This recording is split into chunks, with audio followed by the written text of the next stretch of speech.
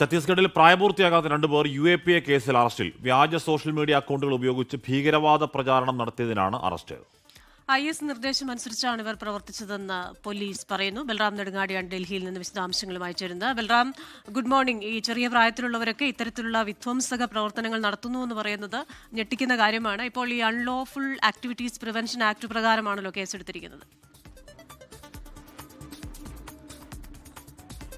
Good morning Christina, Hashmi.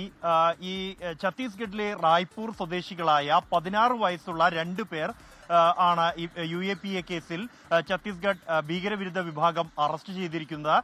ഇവർ 2 പേരും സമൂഹ മാധ്യമങ്ങളിൽ വളരെ സജീവമായിരുന്നുവെന്നും സമീപകാലത്തായി ചില അക്കൗണ്ടുകളിൽ ഇത്തരത്തിൽ രാജ്യവിരുദ്ധവും പ്രകോപനപരവുമായ ഉള്ളടക്കം ശ്രദ്ധയിൽപ്പെട്ടതിനെ തുടർന്ന് ഛത്തീസ്ഗഡ് പോലീസ് നടത്തിയ അന്വേഷണത്തിലാണ് ഇവരുടെ ഭീകരവാദ ബന്ധം വെളിപ്പെട്ടിരിക്കുന്നത്.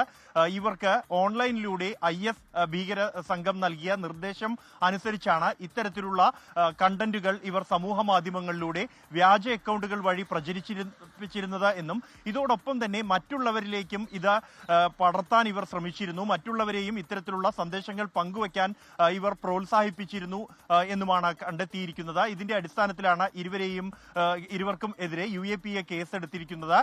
ഈ സംഘവുമായി ബന്ധപ്പെട്ട അന്വേഷണം പുരോഗമിക്കുന്നതായാണ് ഛത്തീസ്ഗഡ് പോലീസ് അറിയിക്കുന്നത്. ഈ രാജ്യവ്യാപകമായി തന്നെ ഇത്തരത്തിൽ ഈ സംഘം അവരുടെ സന്ദേശങ്ങൾ പ്രചരിപ്പിച്ചിരുന്നുവെന്നും മറ്റ് സംസ്ഥാനങ്ങളിലും സമാനമായി തന്നെ IS ആശയങ്ങൾ പ്രചരിപ്പിക്കാൻ ഇത്തരത്തിൽ പ്രായപൂർത്തിയാകാത്ത യുവാക്കളെ അല്ലെങ്കിൽ 16 17 വയസ്സുള്ള യുവാക്കളെ കണ്ടെത്തിയിരുന്നുവെന്നും ഇതൊരു നെറ്റ്വർക്കായി തന്നെ ഓൺലൈനിൽ പ്രവർത്തിക്കുന്നുണ്ട് എന്നുമാണ് ഛത്തീസ്ഗഡ് പോലീസ് കണ്ടെത്തിയിരിക്കുന്നത്. ഇതിൽ അന്വേഷണം ഊർജിതമായി പുരോഗമിക്കുന്നു എന്നാണ് പോലീസ് അറിയിക്കുന്നത്. ഹഷ്മി, ക്രിസ്റ്റീന. ലോകത്തെവിടെയായാലും ഏത് സമയത്തും 24 വാർത്തകളും ഓഗ്മെന്റഡ് റിയാലിറ്റി പാക്കേജുകളും എക്സ്പ്ലെയിനറുകളും വിശദമായി കാണാൻ ഞങ്ങളുടെ YouTube ചാനൽ നിങ്ങൾക്ക് സബ്സ്ക്രൈബ് ചെയ്യാം.